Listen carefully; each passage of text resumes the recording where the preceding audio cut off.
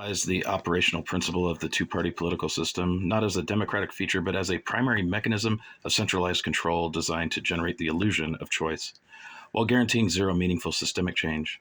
Specifically detail how the violent emotional advocacy for one controlled faction over the other, a fundamental rejection of critical thought by the populace, serves as the ultimate self-imposed mental prison that sustains the entire system of exploitation. The two-party system, when analyzed as a mechanism of control, operates on the principle of managed conflict, creating a closed loop that expends public energy on internal, artificial battles while leaving the true foundations of centralized power undisturbed. Operational principle, the illusion of choice. The system is designed to guarantee zero meaningful systemic change through three core operational functions. 1. Controlled divergence, the illusion. The two parties are structured to hold divergent views on social issues, e.g., identity, cultural policies, to create a sense of profound philosophical difference, fulfilling the psychological need for distinct identities and representation. However, they maintain convergence on core economic and foreign policy issues that sustain the centralized apparatus of exploitation, e.g., military budgets, banking deregulation, debt mechanisms, corporate subsidies. The choice offered is only one of style and cultural packaging, not one of fundamental systemic structure. 2. The filter of access, the lockout.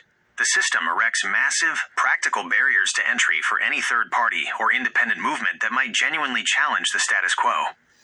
These mechanisms include restrictive ballot access laws, requiring millions of signatures and high fees, centralized funding/media access, dominating campaign finance and corporate media airtime, ensuring that only approved narratives and candidates can be amplified, winner-take-all voting, marginalizing diverse regional interests and forcing all political energy into two pre-approved buckets. This ensures that the only viable options presented to the public are those that have already demonstrated commitment to maintaining the centralized financial and regulatory status quo. 3.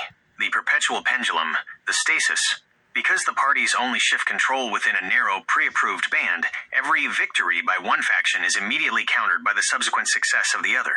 Reforms enacted by Party A are often dismantled by Party B, and vice versa.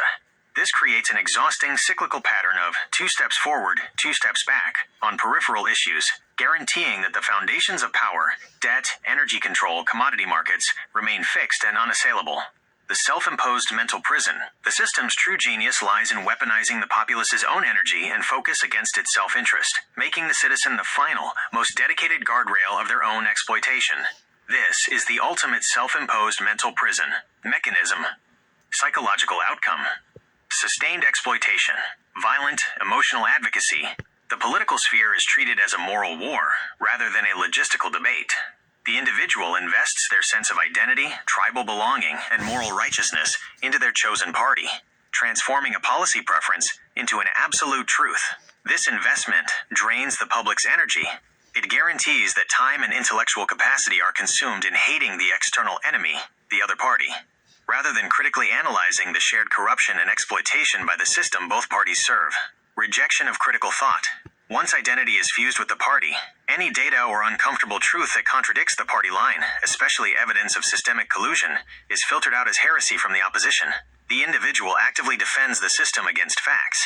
They will violently advocate for their side to maintain control over their life, thus unconsciously defending the greedy parasites who own the whole game, ensuring the continuation of the centralized, scarcity-based economy.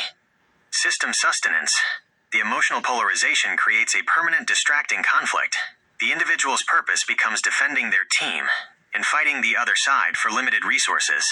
By focusing inward on the artificial conflict, the populace effectively provides the social energy necessary to keep the two wings of the centralized power structure viable, guaranteeing that meaningful, unifying, and revolutionary challenges never gain the intellectual or emotional foothold necessary for liberation.